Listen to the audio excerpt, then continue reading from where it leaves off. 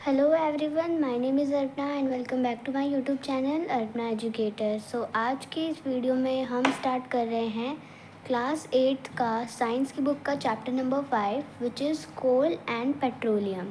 तो चलिए इस वीडियो को शुरू करते हैं। तो बेसिकली इस चैप्टर में हम पढ़ने वाले हैं कोल के बारे में, पेट्रोलियम के बारे में कि वो एक्चुअल में होता क्या है और कोल के कुछ टाइप्स की वो क्या क्या होते हैं उसमें, हम उसके बारे में पढ़ेंगे। तो बेसिकली नेचुरल रिसोर्स, अब नेचुरल रिसोर्स क्या होता है? नेचुरल रिसोर्स मतलब जो हमें नेचर ने दिया है, प्रकृति ने दिया है। इन द सेंस कि आपने बचपन में पढ़ा होगा नेचुरल होममेड थिंग्स और लिविंग थिंग्स, वैसे ही एक नेचुरल होता है, एक मैनमेड होता है। तो नेचुरल में एयर, फ्लावर, ट्रीज़, है ना, बहुत सारे ऐसे गार्डन्स, ग्रास, ये जो प्लांट्स है ये सब नेचुरल हैं। यानी कि ये एक नेचुरल रिसोर्स है, नेचर का ऐसा रिसोर्स है जो कि सभी लिविंग ऑर्गेनिजम्स के लिए बहुत ही ज़्यादा यूज़फुल और इम्पॉर्टेंट है। अगर प्लांट्स की बात करें तो ये तो बहुत ज़्यादा इम्पॉर्टेंट नेचुरल रिसोर्स है। तो हमें पता चल गया कि व्हाट इज़ नेचुरल रिसोर्स। अब ये इनएग्जॉस्टिबल नेचुरल रिसोर्स होता क्या है? बेसिकली नेचुरल रिसोर्स दो टाइप्स में डिवाइड होते हैं। पहला इनएग्जॉस्टिबल और दूसरा एग्जॉस्टिबल नेचुरल रिसोर्स। ये क्या होता है? अगर मैं बात करूँ इनएग्जॉस्टिबल नेचुरल रिसोर्स की, सो these resources are present in unlimited quantity in nature and are not likely to be exhausted by human activities. Example are sunlight and air. अब इनएग्जॉस्टिबल नेचुरल रिसोर्स मतलब ऐसे रिसोर्स जो कि unlimited quantity में present होते हैं nature में।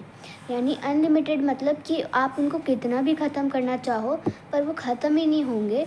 ऐसे रिसोर्स को हम अनलिमिटेड रिसोर्स कहते हैं। तो नेचर ने हमें अनलिमिटेड रिसोर्स को, किसी भी नेचर में अगर अनलिमिटेड रिसोर्स, अनलिमिटेड क्वांटिटी में अगर रिसोर्स है नेचर में, तो उसे हम इनएग्जॉस्टिबल कहते हैं, जो कि किसी भी ह्यूमन एक्टिविटीज़ के द्वारा एग्जॉस्ट ना हो, यानी कि ह्यूमन एक्टिविटीज़ के द्वारा वो ख़त्म ना हो। हम ह्यूमन एक्टिविटीज़ आजकल बहुत सारी ऐसी काम करते हैं जो नेचर को हार्म पहुंचाता है। हमने देखा होगा जैसे कि हम पेड़ काटते हैं, ये भी नेचर को बहुत ज़्यादा हार्म पहुंचा रहा है। तो यही ह्यूमन एक्टिविटीज़ का कहने का मतलब है। तो इसके कुछ एग्जांपल हैं सनलाइट और एयर। अब वाटर भी इसमें एक एग्जांपल है, बट वाटर सिर्फ और सिर्फ फ्रेश वाटर जो है वो एग्जॉस्टिबल है। यानी कि जो भी सैलिनिटी वाटर है, देखो पूरे अर्थ पे सिर्फ 1% ही फ्रेश वाटर है। तो ये आपको नहीं करना है कि फ्रेश वाटर को वेस्ट करना है। हाँ, मेरे डिमांड पे आप वाटर को वेस्ट ही ना करो, चाहे वो सैलिनिटी हो या फिर वो फ्रेश हो। मतलब एक टाइप से जितना भी खारा पानी है इस अर्थ पे, ओशन वाटर्स हैं, वो कभी ख़त्म ही नहीं होगा। वो एक इनएग्जॉस्टिबल नेचुरल रिसोर्स है। लेकिन अगर मैं बात करूँ फ्रेश वाटर की, तो हाँ, वो एक टाइम पे आते आते वो भी ख़त्म हो जाएगा। तो वो कैटेगरी एग्जॉस्टिबल नेचुरल रिसोर्स में आएगी। एग्जॉस्टिबल नेचुरल रिसोर्स ठीक इस इनएग्जॉस्टिबल नेचुरल रिसोर्स का उल्टा है। Exhaustible natural resource means the amount of these resources in natural limited. They can be exhausted by human activities. Examples of these resources are forest, wildlife, mineral, coal, petroleum, natural gas, etc. अब exhaustible natural resource मतलब ऐसे resource जो nature में limited amount में हैं, मतलब उनकी एक वो लिमिट में है ना। वो जैसे फ्रेश वाटर, ये भी एक लिमिट में है, एक टाइम जाने के बाद वो ख़त्म हो जाएगा। तो उनको हम एग्जॉस्टिबल नेचुरल रिसोर्स कहते हैं। और ये ह्यूमन एक्टिविटीज़ के द्वारा एग्जॉस्ट हो सकते हैं, यानी कुछ भी अगर ह्यूमन ऐसी एक्टिविटी करता है तो वो शायद से जो वो नेचुरल रिसोर्स है वो बाद में आकर वो मतलब उस पर प्रभावित पड़ सकता है, वो ख़त्म हो सकता है। उसे कहते हैं एग्जॉस्टिबल नेचुरल रिसोर्स। इसके कुछ एग्जांपल हैं, जैसे फॉरेस्ट होते हैं, आजकल हम पेड़ पौधे बहुत ज़्यादा काट रहे हैं। वाइल्ड लाइफ, मिनरल और कोल, पेट्रोलियम, नेचुरल गैस, ये सब एग्जॉस्टिबल नेचुरल रिसोर्स हैं। और फ्रेश वाटर भी एग्जॉस्टिबल नेचुरल रिसोर्स है। Now Assume that the eatables in the container represent the total availability of an exhaustible natural resource like coal, petroleum, or natural gas. Each group may have a different consumption pattern. Are the earlier generation of any group too greedy? It may be that the earlier generation in some groups were concerned about the coming generations and left something for them. अब आने वाली generation में ऐसा हो भी सकता है, जो फ्रेश वाटर है, जो कोल, पेट्रोलियम, अभी जो हमने जितने सारे एग्जॉस्टेबल नेचुरल रिसोर्स के एग्जांपल्स पढ़े, वो आने वाले टाइम पे एक टाइम पे वो ख़त्म हो सकते हैं। यानी कि जो न्यू जनरेशन आएगी उन लोगों के लिए वो बहुत ज़्यादा ट्रबल होगा, है ना। अगर फ्रेश वाटर ही नहीं होगा आगे जाकर तो वो पियेंगे क्या। इनफैक्ट सभी लोग तो फिर डाइड होने लगेंगे।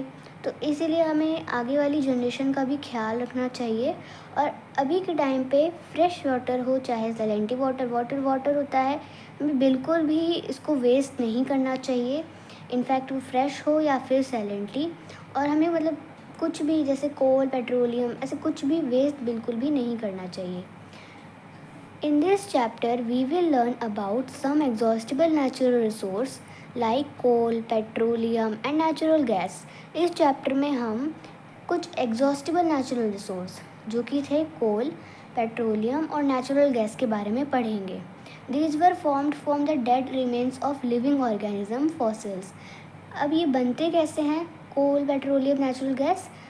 तो कोल बनता है किसी भी dead remain of living organism, यानी कि जैसे मान लो हम बात करते हैं फ़िश नदी में रहती है, पानी में रहती है, एक टाइम पे आने के बाद वो मर गई। अब उसकी जो बॉडी है वो पानी के नीचे लैंड होती है, हमें पता है। अब वो उसमें जाकर डिपॉजिट हो जाएगी और जो कुछ माइक्रो ऑर्गेनिजम्स हैं वो उसको डिकम्पोज कर लेंगे और फिर वो बहुत ज़्यादा under high pressure and high temperature वो बन जाएगी कोल या फिर पेट्रोलियम।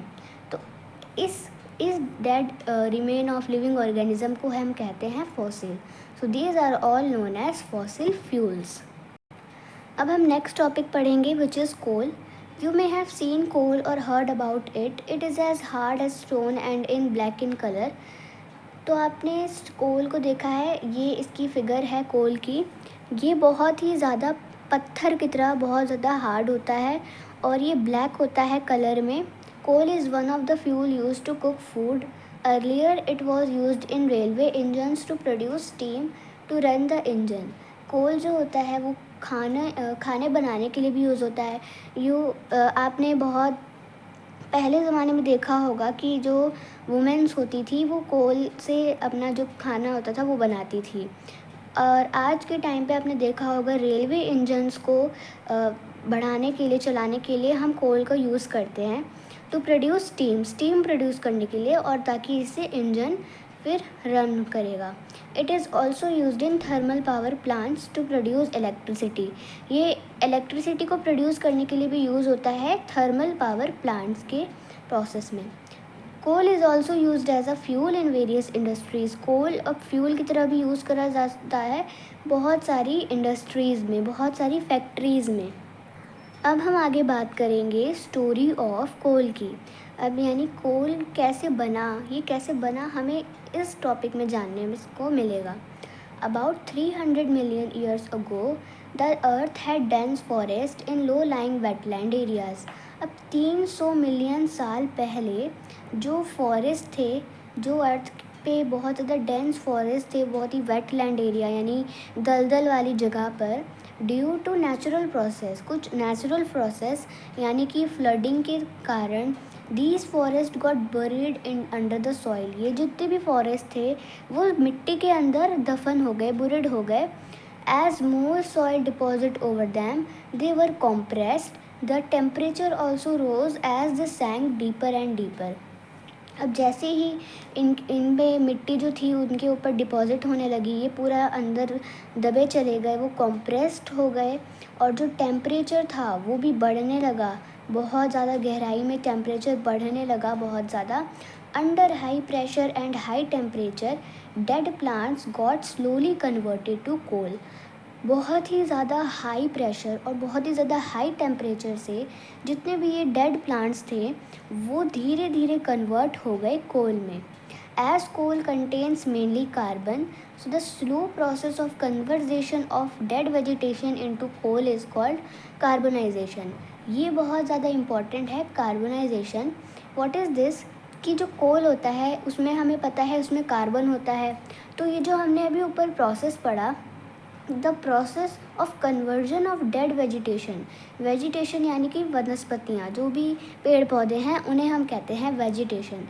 जितने भी ये डेड वेजिटेशन थे वो कोल में कन्वर्ट हो गए और इसी प्रोसेस को हम कहते हैं carbonisation. So the conversion of dead vegetation into coal is called as carbonization. Since it was formed from the remains of vegetation, so coal is called a fossil fuel. क्योंकि हमें पता है ये डेड वेजिटेशन के remain से बना है, तो इसलिए कोल को हम फॉसिल फ्यूल भी कहते हैं. अब कोल से ना, जब हम कोल को जलाते हैं तो हमें कार्बन डाइऑक्साइड की गैस प्रोड्यूस होती है. और जो इंडस्ट्री में, जैसे coal is processed in industry, यानी इंडस्ट्री में कोल से कुछ यूज़फुल प्रोडक्ट्स बनाए जाते हैं, जैसे कि कोक, कोल टार और कोल गैस. तीनों में से आपने कोल टार ज़रूर देखा होगा. अब पहले हम पढ़ते हैं कोक के बारे में. It is a tough porous and black substance. ये बहुत ही ज़्यादा टफ और पोरस यानी कि छेद, उसमें आपने कुछ ऐसी, मतलब आपको इसमें कुछ ऐसी चीज़ें देखने को मिलेगी जो कि छेद पोरस होल्स होंगे उसमें. और ये ब्लैक कलर का सब्सटेंस है, यानी कि ये ब्लैक कलर में है. It is an almost pure from a carbon. Coke is used in the manufacture of steel and in the extraction of many metals. अब ये कार्बन का एक ऑलमोस्ट प्योर कार्बन का फॉर्म होता है, यानी कि इसमें भी एक टाइप से कार्बन ही होता है. और कोक को हम स्टील बनाने के लिए, है ना, मेटल्स, इन सब की मैन्युफैक्चर करने के लिए हम कोक का यूज़ करते हैं. ये कोक वो पीने वाला नहीं है. अगर आप नेट पे सर्च करोगे कोक तो उसकी इमेज से आप समझ जाओगे. नेक्स्ट हम पढ़ेंगे कोल टार. अब coal tar, it is a black thick liquid with an unpleasant smell. ये ब्लैक कलर में होता है, बहुत ज़्यादा thick liquid.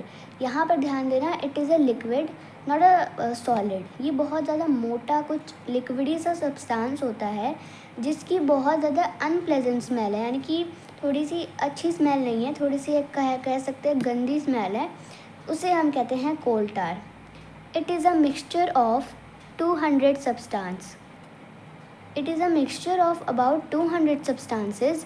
Products obtained from coal tar are used as starting materials for manufacturing various substances used in everyday life and in industry, like synthetic dyes, drugs, explosive perfumes, plastics, paints, photographic material, roofing material, etc.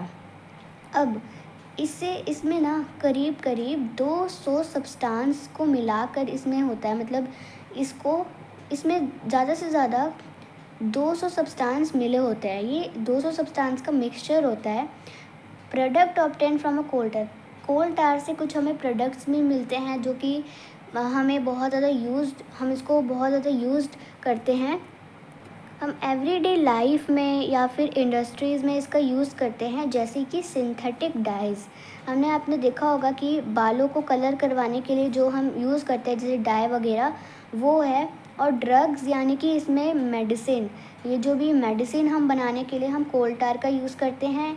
Explosive, जो भी perfumes होता है, बोलो अब perfume की smell इतनी अच्छी होती है बट हम उसको बनाते हैं इस अनप्लेजेंट स्मेल से. Roofing material, paints, photographing material, इन सबको हम बनाने के लिए कोल टार का यूज़ करते हैं. Interestingly, naphthalene balls use to repel moth and other insects are also obtain from coal tar. अब आपने नैप्थलीन की बॉल्स देखी होंगी, छोटी छोटी बॉल्स होती हैं. इससे आपसे मम्मी से पूछना, पक्का उन्हें पता होगा कि वो क्या करती हैं.